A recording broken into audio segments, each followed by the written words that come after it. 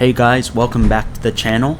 If you did watch the Mad City Discord, then you will see that they had recently a balance change. And in this video we're going to go over all of the updates and basically all of the meta changes that might have occurred, and maybe some of the silent updates that they also added. So let's get right into it. The first silent update that the devs made was an update to the shotgun knockback power. Basically, knockback power is when you shoot and your gun pushes you up a little further, and that happens from the recoil. Basically, they increased the shotgun's power by around, 1.25 times so that you can go a little bit higher. Usually you would be able to just make it on top of there with a shotgun blast, but now you can clear it with some extra feet. And also, if you wanted to, you can now boost forward with the shotgun, and this is going to be a lot faster than running. This is what it looks like compared to running.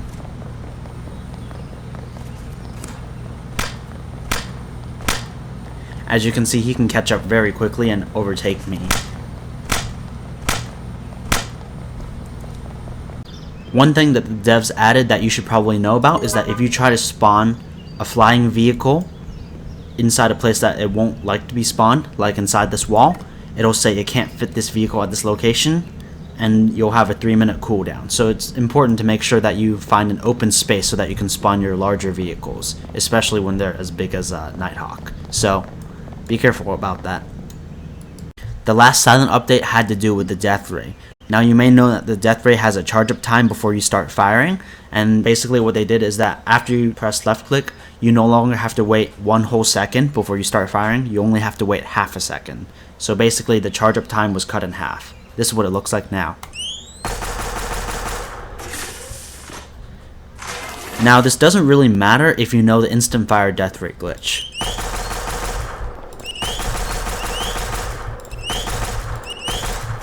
So the Mad City team posted all their changes on this website, and we can see that there was a double XP weekend, but that's over by now. So the first thing that they did was they added a way to spawn air vehicles from your phone. Basically, you just go anywhere to an open space and you can spawn your vehicle. Now if we start off with the weapon stats, we can see that the first thing they added was damage fall off distance for the shotguns. Now what that means is you're going to deal maximum damage at close range, and that means 30 damage with the shotgun. And as you get further away, you're going to start to deal less damage. And just so you know, there's going to be a minimum damage that you can do, and that minimum damage is 1/3 of your original damage. In this case, it would be 10 damage at maximum range.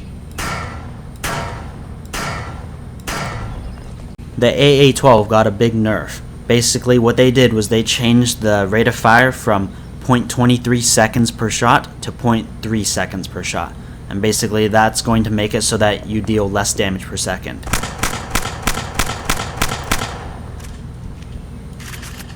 Now they also actually changed the accuracy, but that doesn't really matter because the AA-12 was already close range, so the AA-12 got a big nerf. For the AK-47, what they did was they increased the damage from 9 to 10, and just so you know, the AK-47 had the same fire rate as the M4, so basically they just changed it to the old M4 with a little more accuracy, and this is what it looks like now.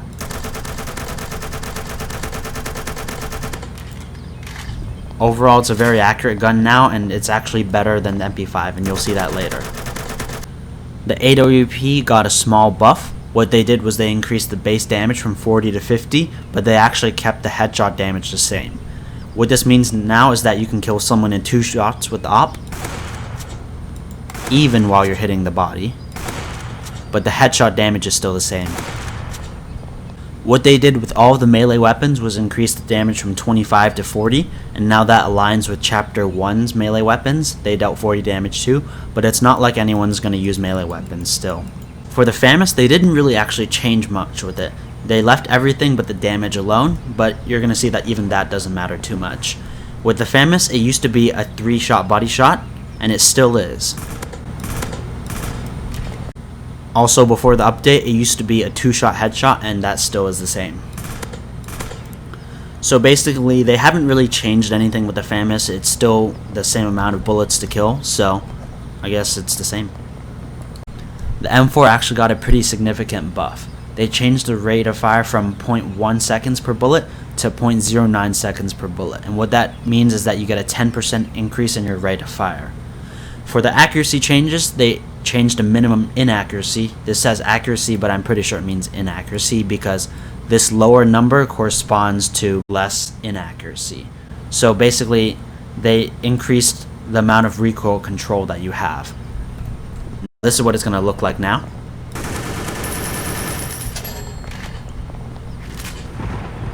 And I'd say it's still going to be one of the most OP rifles, if not most OP. For the MP5, I'd say it got a decent change. It wasn't really a buff or a nerf. What they did was they decreased the amount of time between shots, and they also increased the amount of bullets that you have per magazine. But the most important thing is that they actually reduced the damage of your gun. So basically, you have less killing power per bullet, but you're going to have a higher magazine size, and this is what it looks like now. It's not comparable to the M4 anymore, and its DPS was actually significantly reduced. So it's not really a viable weapon because even the AK can out DPS it. The nerf rate got what I can only imagine as a buff because they increased the damage from 5 to 7, but this thing also got invisible bullets. And the reason I don't think this is a silent update is because I think it's more of a bug, but it's not like anyone's gonna continue using this gun. At least it can kill someone in one magazine now. It used to not be able to do that. The pistol got a 1 damage increase, but the thing is no one uses the pistol, so it's not really much of a buff anyway. So the most important thing is that the pistol silenced actually got a buff. Basically it has the same clip size, but they decreased the damage but increased the fire rate as well. And basically what that means is you can sort of turn it into an automatic weapon.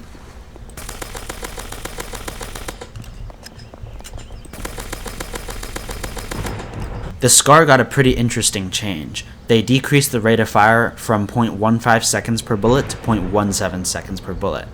And they actually also increased the headshot multiplier from 1.25 times to 1.42 times.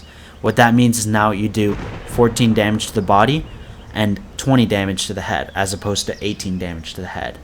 They also increased the accuracy by many times, so you're going to be a lot more accurate with this gun.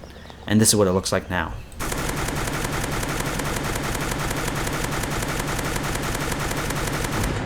So with the SCAR, it's going to be a lot better for you if you aim for the head because of this increase in headshot multiplier. Otherwise, if you just keep aiming for the body, you're not going to get much because you have a lower rate of fire. So aim for the head with this gun. For the shotgun, I don't think that the balance changes on the website quite reflect what happened in-game. They say that the rate of fire changed from 0.33 seconds per bullet to 0.65 seconds per bullet. Now this part is accurate, but anything else under here might not be. They say that the damage changed from 1 to 3 per pellet, but I don't think this is true. Before the update, you used to deal 33 damage to the body, but now you do a maximum of 60 damage.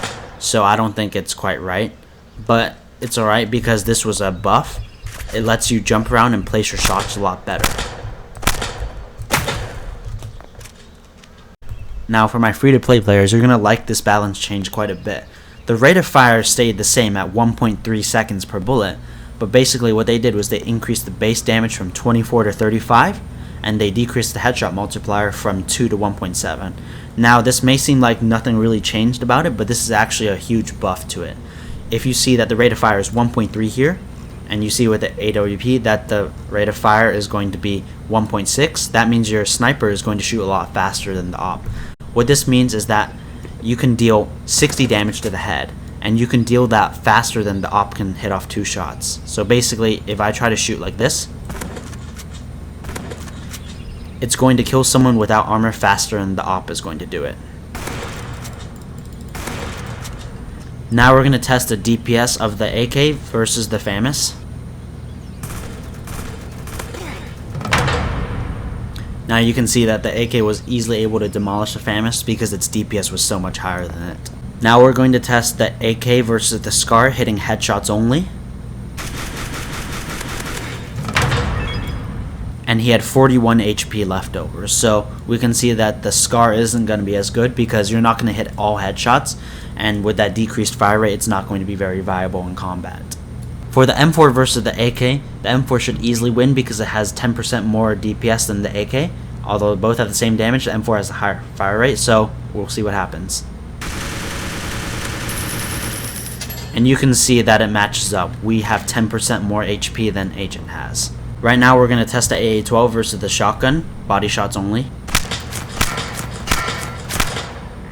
We can see that the shotgun has higher DPS even if he's at close range. Now we're going to test the Pistol S versus the Deagle with headshots and no body armor. Now I actually don't know too much about auto aim, but if you would like to tell me in the comments, that would be nice.